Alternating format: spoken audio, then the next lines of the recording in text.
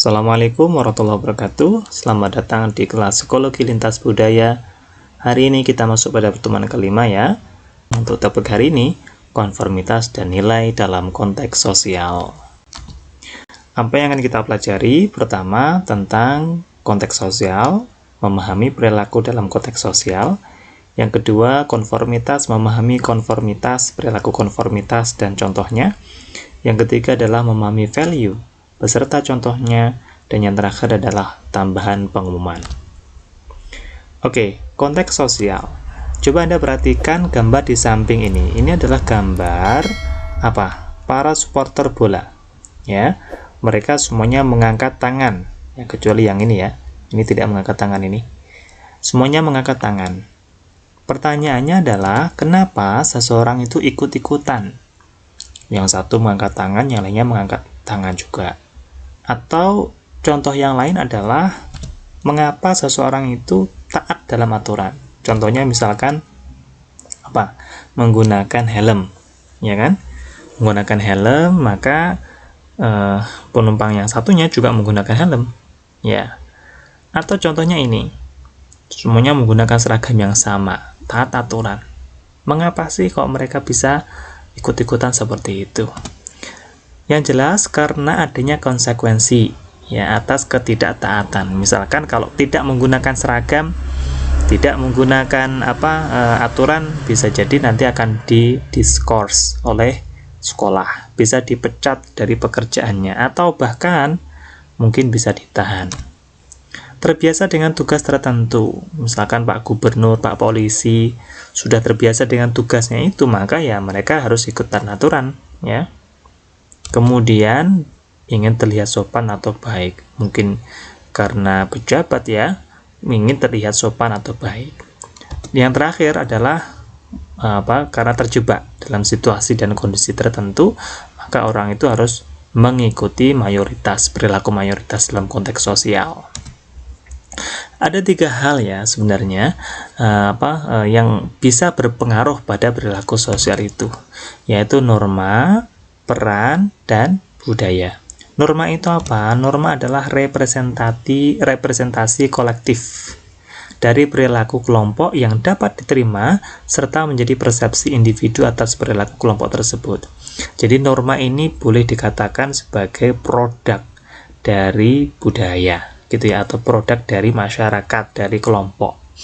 Peran adalah fungsi yang dimainkan seseorang sebagai anggota kelompok sosial agar sesuai harapan tentang peran tersebut. Misalkan peran sebagai seorang ketua kelas, peran sebagai ketua RT, sebagai gubernur, dan seterusnya ya. Kemudian budaya. Budaya itu apa sih? Budaya adalah sekumpulan sikap, nilai, keyakinan, dan perilaku yang dimiliki sekelompok orang dan dikomunikasikan antar generasi berikutnya. Kalau kalian ingat, di video yang sebelumnya ada gambar orang adat menyalakan api menggunakan batu dengan kayu.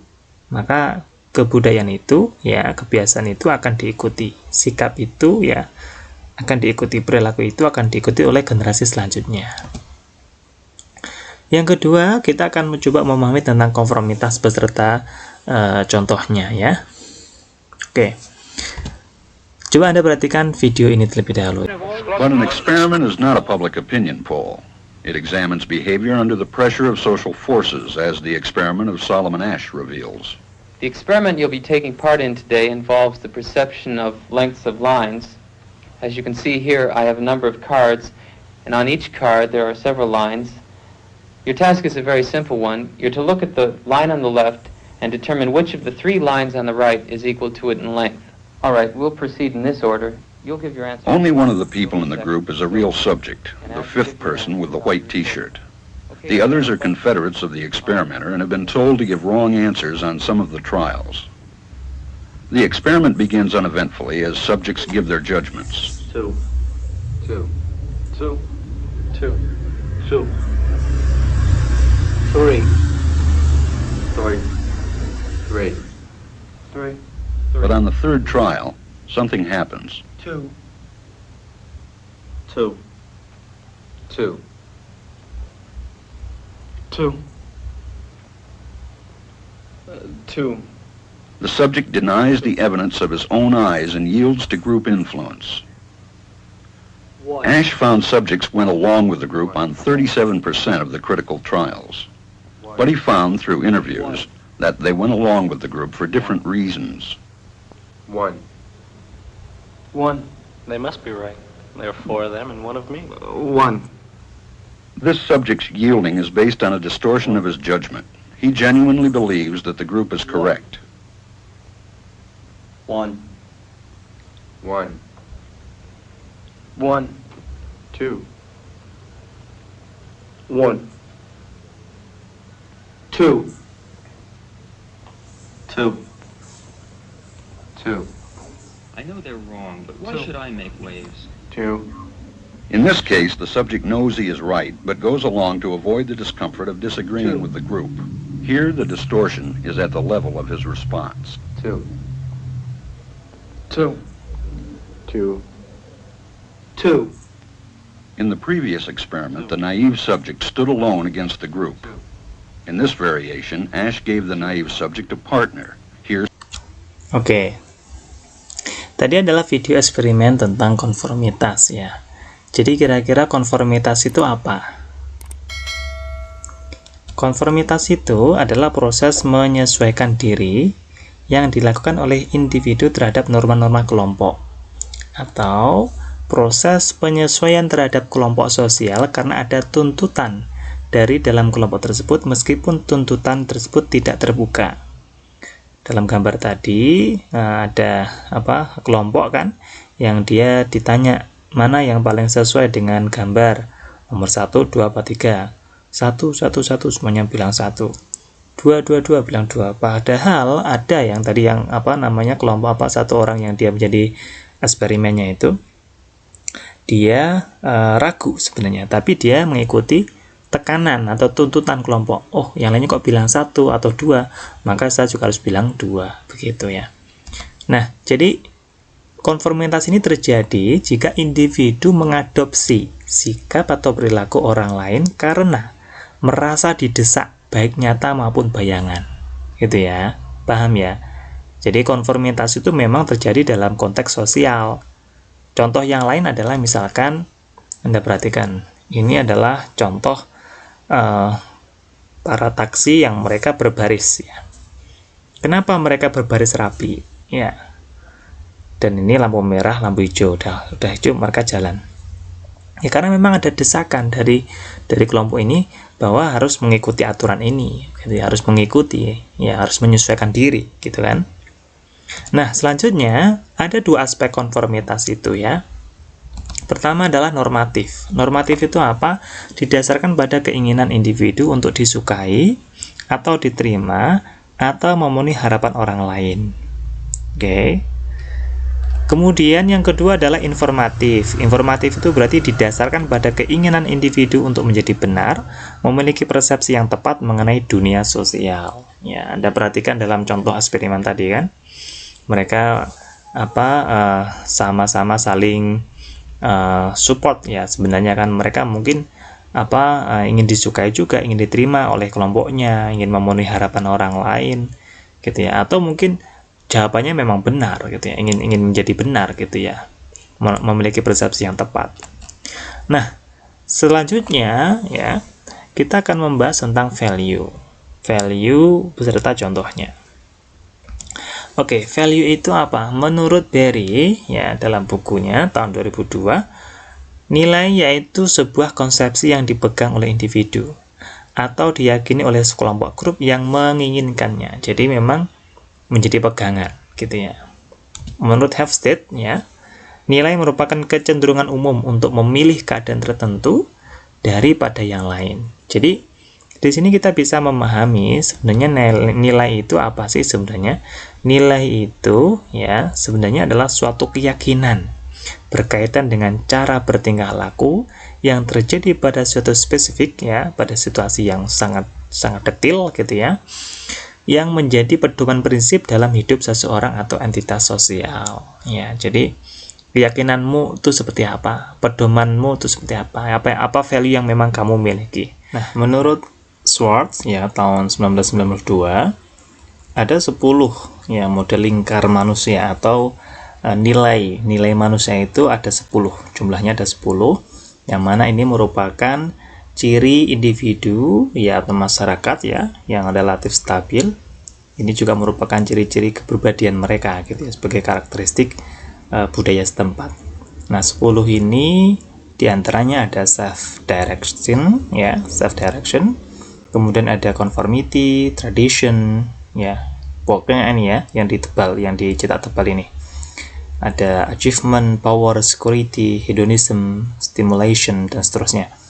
10 ini itu dibagi ya dalam 4 dimensi, yaitu self transcendence, kemudian self enhancement, kemudian openness, dan conservation ya. Self direction itu berarti lebih kepada freedom, creativity. Jadi tindakan bebas memilih ya, menciptakan. Contohnya misalkan suka mengambil keputusan sendiri gitu ya. Kemudian conformity ini berarti perilaku yang lebih menekankan pada pengendalian perilaku agar tidak mengganggu orang lain, misalkan gitu ya. Kemudian security, yang mana security? Security bukan keamanan ya.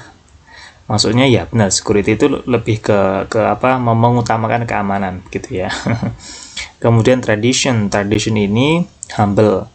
Dia mengutamakan penerimaan adat istiadat gitu ya. Jadi nilainya dia lebih kepada mengutamakan penerimaan adat istiadat. Kemudian stimulation, ini daring a variety of life. Jadi ini lebih ke mementingkan kebutuhan biologis ya. Jadi mencari kesenangan baru agar variasi dalam hidupnya itu lebih berwarna gitu ya. Ini lebih kepada kebutuhan biologis. Kemudian ada hedonism. Hedonism ini apa? Hedonism itu pleasure, berarti lebih kepada mengarah ke kesenangan, mencari kepuasan ya. Istilahnya lebih ke sifat indrawi ya. Kemudian achievement itu lebih kepada nilai yang mementingkan pada kesuksesan pribadi, ambisi gitu ya. Kepentingan itu di sini, ambisi, kesuksesan itu di sini. Kemudian ada achievement sudah ya, power. Nih power ini berarti lebih kepada pencapaian dominasi status sosial ya, penguasa gitu ya. Kemudian benevolence nih di atas nih. Benevolence ini lebih kepada loyalty, honesty, berarti lebih kepada mengandung pengertian perhatian pada kesejahteraan orang lain ya, yang berhubungan dengan diri mereka sendiri.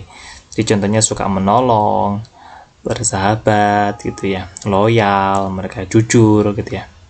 Kemudian yang terakhir ada universal ya, universalism. Ini berarti menekankan pada pengertian, penghargaan, toleransi, perlindungan terhadap kesejahteraan semua orang atau alam gitu ya. Jadi 10 nilai ini ya menurut Schwartz ini yang merupakan menjadi ciri-ciri gitu ya masyarakat atau orang itu sendiri. Nah, pengumuman ya. Jadi minggu depan kita akan adakan kuis ya. Poinnya 10%, materi kuis dari pertemuan 1 sampai pertemuan 5 gitu ya. Tapi kemungkinan besar saya akan menitik beratkan kuis itu materinya lebih kepada pertemuan akhir-akhir ini gitu ya. Jadi kalau misalkan mau dipelajari, boleh pelajari 1 sampai 5, tapi dalami materi yang berapa, 5, 4, 3 dan seterusnya gitu ya. Gitu, jadi mundur begitu ya. Baik, jika ada pertanyaan silahkan kontak saya via email atau sapa saya di sosial media. Terima kasih, semoga manfaat. Assalamualaikum warahmatullahi wabarakatuh.